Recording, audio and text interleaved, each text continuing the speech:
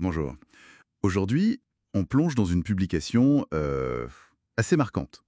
Une étude de l'Université de Pékin. Ah oui! De quoi s'agit-il? Eh bien, ils annoncent le tout premier microprocesseur fonctionnel, sans silicium. Basé sur le bismuth. Ça pourrait potentiellement tout changer niveau vitesse, efficacité. Ah oui, effectivement, c'est une nouvelle importante.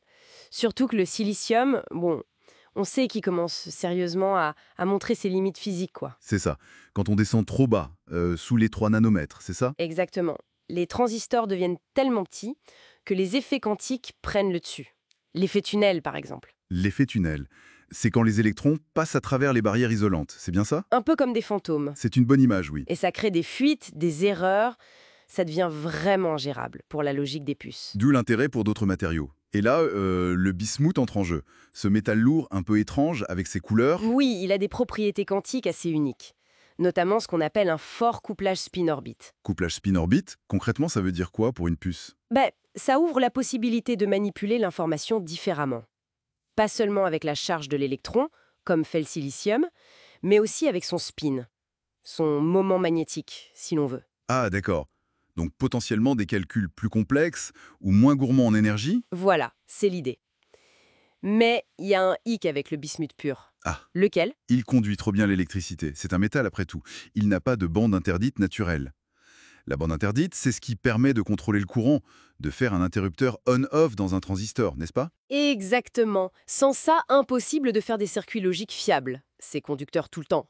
Alors, comment ils ont fait cette équipe de Pékin pour contourner ce problème majeur? Ils ont utilisé une technique bien connue en semi-conducteur, Le dopage. l'odopage, c'est-à-dire ajouter des impuretés. C'est ça. Ils ont ajouté une petite quantité d'un autre élément, le tellure, pour former du tellurure de bismuth. Et ce composé-là, lui, se comporte comme un semi-conducteur. Ah, d'accord. C'est le tellurure de bismuth qui a la bonne bande interdite. Malin. Voilà. Et c'est avec ça qu'ils ont fabriqué les transistors de leur puce. Et apparemment, ils n'ont pas fait les choses à moitié. La puce est entièrement basée là-dessus pour les transistors. Oui, et ils ont utilisé du graphène pour les interconnexions entre les transistors. Plus de silicium actif du tout. Graphène pour les connexions. Et ils ont même utilisé des technologies très avancées, j'ai lu. Gravure à l'échelle de l'angstrom. C'est minuscule. Oui, sous les 2 nanomètres. Et une architecture de transistors dite Gate All Around, ou GA. GA. C'est bien la techno que tout le monde vise après les FinFETs actuelles. Tout à fait, c'est ambitieux de l'utiliser directement. L'avantage du GAA, c'est que la grille de contrôle entoure complètement le canal où passent les électrons. Donc un meilleur contrôle, moins de fuite. Exactement, c'est crucial à ces tailles-là. Et le graphène alors? Pourquoi ce choix pour les interconnexions? Le graphène, c'est juste une couche d'atomes de carbone, donc c'est incroyablement fin. Ah oui, pratique pour empiler des circuits verticalement, j'imagine. Assez fou, non?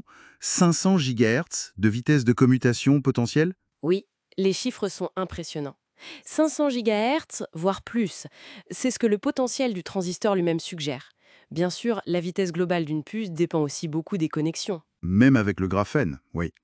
Mais quand même, comparé aux 5 ou 6 GHz de nos puces actuelles, C'est un saut énorme, potentiellement.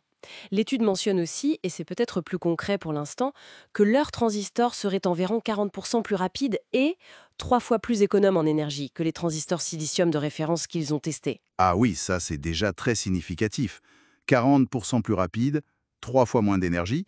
Ce sont des gains très importants, oui, ça montre le potentiel. D'ailleurs, ce n'est pas juste une curiosité de laboratoire, si.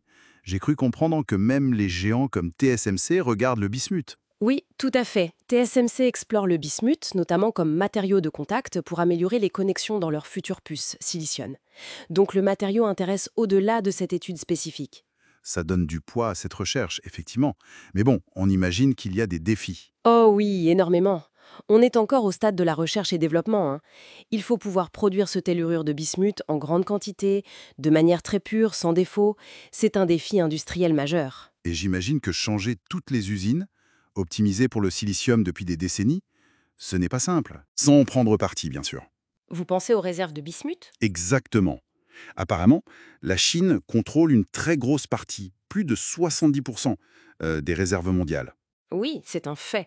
Et si cette technologie à base de bismuth décolle vraiment, cette concentration des ressources pourrait, disons, influencer la dynamique mondiale de l'innovation et de la production. C'est un facteur à garder en tête, en tout cas. Absolument.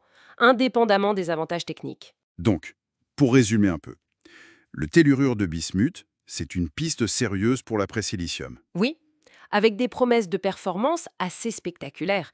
Cette puce de Pékin, c'est une preuve de concept importante. Et ça montre bien que l'avenir de l'informatique passe par la maîtrise de nouveaux matériaux, non? Totalement, que ce soit pour l'IA, le quantique ou juste des puces plus classiques mais plus performantes, l'innovation viendra beaucoup de la science des matériaux dans les années à venir. Bon.